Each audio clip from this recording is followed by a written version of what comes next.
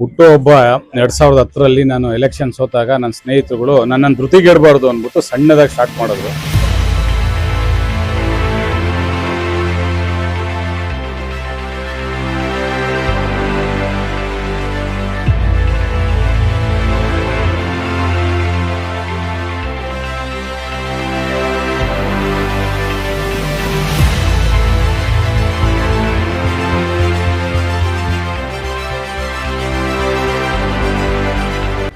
ಅದು ಇವತ್ತು ಸಾವಿರಾರು ಜನ ಬಂದು ಯಾರನ್ನೂ ನಾವು ಕರೀದಿರ, ನಮ್ಮ ಹಿತೈಷಿಗಳು, ಅಭಿಮಾನಿಗಳು ಮತ್ತು ನನ್ನ ಎಲ್ಲ ಸ್ನೇಹಿತರುಗಳು, ಒಂದು ವರ್ಗದವರು ಎಲ್ಲರೂ ಸೇರ್ಬಿಟ್ಟು ಒಂದು ಅರ್ಥಪೂರ್ಣವಾದಂಥ ಒಂದು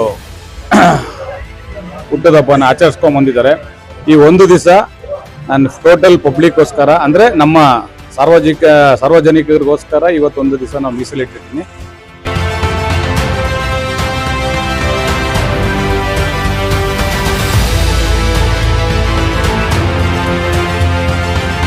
ಯಾವುದೇ ಏನೇ ಕಾರ್ಯಕ್ರಮ ಇದ್ರು 9ನೇ ತಾರೀಕು ನಾನು ಎಲ್ಲೂ ಹೋಗ್ದಿರಾ ನನಗೆ ಪ್ರತ್ಯಕ್ಷವಾಗಿ ಪರೋಕ್ಷವಾಗಿ ಸಾವಿರಾರು ಜನ ಮೊಬೈಲಲ್ಲಿ ಇರ್ಬೋದು, ಎಲೆಕ್ಟ್ರಾನಿಕಲ್ಲಿ ಇರ್ಬೋದು, ಎಲ್ಲ ನನಗೆ ವಿಶ್ ಮಾಡ್ತಾರೆ.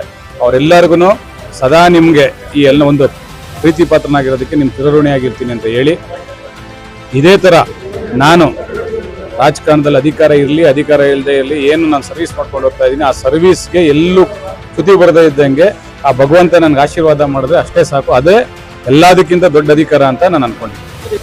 ಮೊದಲನೇದಾಗಿ ನನ್ನ ನೆಚ್ಚಿನ ನಾಯಕರುಗಳು, ನನ್ನ ನೆಚ್ಚಿನ ಗುರುಗಳಾದಂಥ ಎಸ್ ಶ್ರೀನಾಥನವರಿಗೆ ನಮ್ಮೆಲ್ಲರ ಪರವಾಗಿ ಅವರಿಗೆ ಹುಟ್ಟುಹಬ್ಬದ ಆರ್ಥಿಕ ಶುಭಾಶಯಗಳನ್ನು ಹೇಳಕ್ಕೆ ಎಲ್ಲರಿಗೂ ನಮ್ಮ ಜನಗಳ ಪರವಾಗಿ ಹಾಗೂ ನಮ್ಮ ಎಲ್ಲ ಕಾಂಗ್ರೆಸ್ ಕಾರ್ಯಕರ್ತರ, ಎಲ್ಲಾ ಪಕ್ಷದ ಕಾರ್ಯಕರ್ತರ ಪರವಾಗಿ ನಾನು ಅವರಿಗೆ ಶುಭಾಶಯಗಳನ್ನ ಹೇಳಕ್ಕೆ ನಾನು ಈ ಸಂದರ್ಭದಲ್ಲಿ ಇಷ್ಟಪಡ್ತೇನೆ.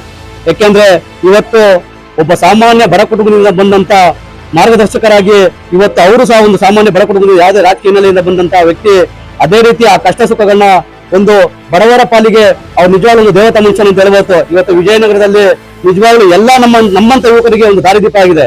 ನಾನು ಒಂದು ಸಾಮಾನ್ಯ ಬಡ ಕುಟುಂಬದಿಂದ ಬಂದಂತ ನಾನು ಸಾಮಾನ್ಯ ಕಾರ್ಯಕರ್ತ.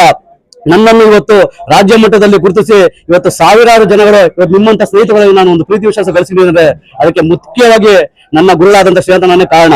ಯಾಕೆಂದ್ರೆ ಇವತ್ತು ನಿಜವಾಗ್ಲೂ ಒಂದು ಅದ್ಭುತವಾದ ದಿನ ಅಂತ ನನ್ಗೆ ಇವತ್ತು ಅನ್ಸುತ್ತೆ. ಯಾಕೆಂದ್ರೆ ಇವತ್ತು ಅವರ ಬರ್ತಡೇ 9/9/2025. ಅವರ ಏನು 14-15 ವರ್ಷಗಳ ವನವಾಸಗಳ ಏನು ಇವತ್ತು ಅವ್ರ 15 ವರ್ಷಗಳ ಸತತ್ವ ವನವಾಸ ಪಟ್ಟು ಇವತ್ತು ಟೋಟಲ್ ಆಗಿ ಎಲ್ಲ 9 ಬರುತ್ತೆ. ಒಂದು ನಂಬರ್ 1 ಇಂದ ಕೊನೆ ನಂಬರ್ ಇರೋದು 9.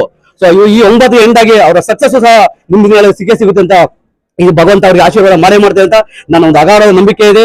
ಆದ್ರಿಂದ ಎಲ್ಲಾ ನನ್ನ ಯುವಕ ಮಿತ್ರರು ಇವತ್ತು ಏನಾದ್ರೂ ಯಾವುದೇ ಒಬ್ಬ ಬಡ ಕುಟುಂಬಕ್ಕೆ